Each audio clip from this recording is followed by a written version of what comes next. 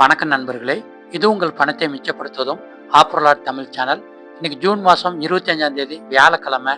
இன்னைக்கு மூர்த்த நாள் அப்படிங்கிறதுனால மல்லிகைப்பூட விலை அதிகமாக இருக்குங்க.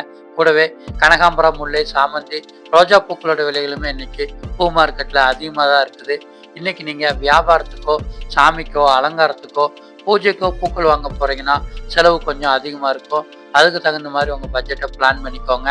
இன்னைக்கு மல்லிகைப்பூ 1 கிலோ 450 ரூபாய்க்கு விற்பனை ஆகுது. முல்லைப்பூ 1 கிலோ 500 ரூபாய்க்கு விற்பனை ஆகுது. கனகாம்பரம் 1 கிலோ 600 ரூபாய்க்கு விற்பனை ஆகுது. ஜாதி மல்லி 1 கிலோ 350 ரூபாய்க்கு விற்பனை ஆகுது. சாமந்தி மஞ்சள் 1 கிலோ 150 ரூபா. சாமந்தி வெள்ளை 1 கிலோ 180 ரூபா.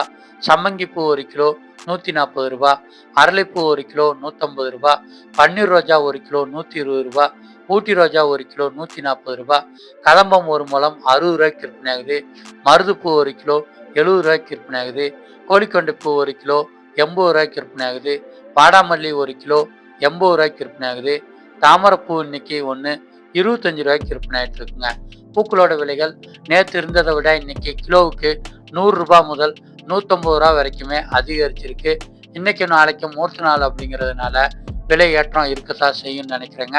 நீங்கள் நாளை கழிச்சு பூக்கள் வாங்குறீங்க அப்படின்னா விலை குறையிறதுக்கு கொஞ்சம் வாய்ப்பு இருக்குது. பூக்களை நீங்கள் வியாபாரத்துக்கு மொத்தமாக வாங்கணும்னா ஏலம் வர்ற இடத்துல வண்டியிலிருந்து மூட்டையாக வாங்கிட்டீங்கன்னா விலை குறைவுங்க.